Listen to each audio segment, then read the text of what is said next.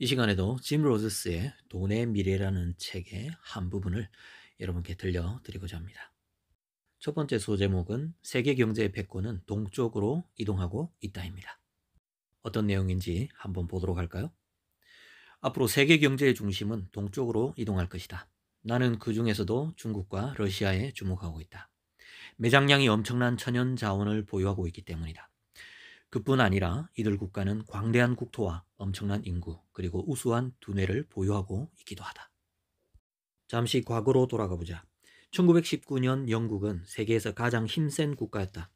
그보다 100년 전인 1819년을 살펴보면 오스트리아 제국이 당대의 강대국이었다. 1619년 스페인은 세계에서 가장 풍요롭고 멋진 나라로 스페인 국왕은 포르투갈 국왕을 겸하며 전 세계에 걸쳐 식민지를 개척하고 많은 나라를 점령했다. 스페인 함대는 항해하는 도중 총을 들고 여러 나라에 쳐들어가 자국 영토임을 선언했다. 침략당한 이들은 식민지가 되는 것을 거부했으나 힘에는 당할 재간이 없었다. 지금도 아르헨티나와 페루가 스페인어를 쓰고 브라질에서 포르투갈어를 사용하는 것은 그 영향이다. 그런데 16세기에 포르투갈이 엄청난 번영과 성공을 누렸음에도 지금은 대부분의 사람들이 포르투갈을 잘 모른다. 이것이 역사의 필연이다. 번영이 절정에 달한 국가는 쇠퇴하게 되어 있다. 미국은 지금 세계에서 가장 강한 국가이며 IT 등 매우 많은 분야에서 강자로 군림하고 있다. 그러나 머지않아 가라앉기 시작할 것으로 보이며 누군가가 미국을 대신할 가능성이 매우 크다. 나는 그게 중국이라고 생각한다. 물론 100년 후에는 중국에 이어 다른 나라가 패권을 잡을 것이다. 200년 후에는 또 다른 나라가 세계 경제의 패권을 쥐게 될 것이다. 번영하는 나라는 시대에 따라 달라진다. 분명한 것은 우리가 살아있는 동안 중국이 세계 경제의 중심이 될 것이라는 사실이다. 중국을 제외하고 과거의 영국과 현재의 미국 같은 패권국이 될 가능성이 있는 나라는 존재하지 않는다. 16세기에 세계를 지배했던 스페인처럼 될 수 있는 나라는 중국뿐이다. 일본이라면 좋을 텐데 하고 일본인은 생각할지도 모르지만 불가능한 이야기다. 부채가 많고 고령화가 진행 중인 일본의 미래는 밝지 않다. 실제로 중국은 매력적인 나라다. 일단 쇠퇴했다가 다시 강력한 힘을 키운 역사상 유일한 나라로 다시 패권을 움켜쥐려고 하는 것처럼 느껴진다. 중국은 다시 세계를 장악할 만한 힘을 얻을 가능성이 높다. 물론 중국이 약한 분야도 있다. 하지만 많은 분야에서 압도적인 파워를 발휘하고 있다. 러시아도 힘이 있는 나라지만 21세기에는 중국을 제외하고 새로운 패권국이 될 만한 나라는 없는 듯 보인다. 자, 이렇게 첫 번째 챕터를 읽어 드렸는데요. 아마도 이 내용에 대해서는 동의하기 싫은 분들도 많으시리라는 생각이 듭니다. 하지만 수많은 투자가들, 그리고 또 역사가들, 그리고 경제 전문가들이 미국 다음으로 중국을 꼽는 것은 현실인 것 같습니다. 그럼 두 번째 챕터도 읽어 드리도록 하겠습니다. 일당 독재 체제와 번영의 역설. 민주주의라고 해서 경제가 반드시 발전하는 것은 아니다. 역사는 늘 변화한다. 과거를 돌아보면 자본주의가 인류를 지배하지 않았던 긴 시간이 있었다. 종교와 군대가 지배하던 시대가 있었는가 하면 오랫동안 나라의 문을 걸어 잠그고 외부 세력을 차단한 시대도 있었다. 대체로 서구인들은 일당 독재 국가는 결코 성공하지 못할 거라고 생각한다. 하지만 경제대국인 일본만 해도 제2차 세계대전 이후 70년이 넘게 사실상의 일당 독재 체제 하에 있었다. 나는 일당 독재가 최선이라고 말할 생각은 없지만 일본처럼 경제적으로 성공한 국가의 사례가 여럿 있다는 것은 흥미로운 일이다. 리칸유가 이끌던 싱가포르도 일당 독재였으나 리더의 능력 덕분인지 아시아의 경제 대국으로 거듭났다. 물론 독재가 실패한 나라도 적지 않다. 아프리카 콩고는 과거에 독재 국가였으나 무능한 1인자 때문에 경제가 오랫동안 허덕였다.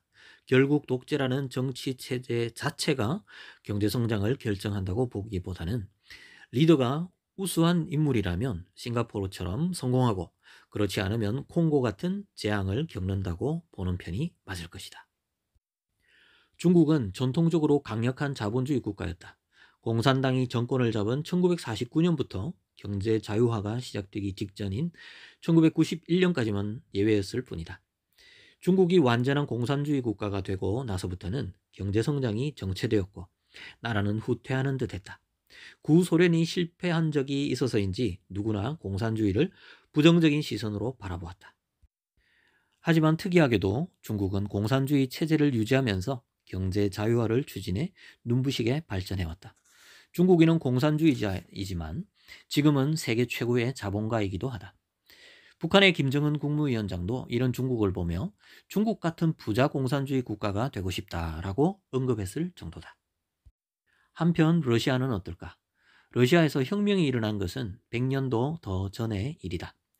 레닌이 혁명을 일으키고 스탈린이 독재 정권을 수립하며 베를린 장벽이 무너질 때까지 공산주의 체제는 변하지 않았다. 독일 역시 냉전 시대에는 거주지가 동독이냐 서독이냐에 따라 사람들의 삶이 크게 달랐다. 이는 남베트남에 사는지 북베트남에 사는지 또는 쿠바에 사는지 플로리다에 사는지에 따라 사람들의 생활 수준에 큰 차이가 생긴다는 것과 같은 의미였다. 인간은 경제적 보상에 따라 행동하게 되어 있다. 반대로 보상이 없으면 보통은 아무것도 하지 않는다. 북한에 살고 싶어 하는 사람은 거의 없을 것이다. 경제적으로 어떠한 보상도 받을 수 없기 때문이다. 보상에 의해 움직이는 것은 인간의 본성이다. 짐 로저스가 이 부분에서 북한에 대한 언급을 잠시 하고 있는데요. 아마도 북한이 경제적으로 보다 더 적극적인 개방 정책을 펼치기를 바라는 마음에서 이런 글을 쓰지 않았나라는 생각을 해보게 됩니다. 자, 이제 마지막 남은 몇 개의 문단까지 제가 읽어 드리도록 하겠습니다. 일당 독재든 아니든 해외에 문호를 개방하지 않는 나라의 말로는 늘 비참했다. 1962년 아시아에서 가장 풍요로운 나라 중 하나가 바로 버마, 즉 현재의 미얀마였다. 그해 버마에는 내윈 장군이 쿠데타를 일으키고 사회주의를 내세우며 외국인을 추방했다. 그로부터 50년 후 미얀마는 아시아에서 가장 가난한 나라로 전락했다. 이는 민주주의의 결여와는 아무런 관계도 없다. 나라의 문을 걸어 잠그고 외국 자본 유입을 거부한 것이 실패의 이유라고 할 수 있다.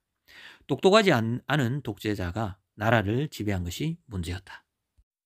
1957년 영연방에서 독립했을 당시 가나는 아프리카에서 가장 부유한 나라 중 하나였다. 하지만 초대 대통령 콰메 은크루마는 자국 경제에 해외 자본이 개입하는 것을 막는다는 이유로 외국 기업에 직접 투자를 금지했다.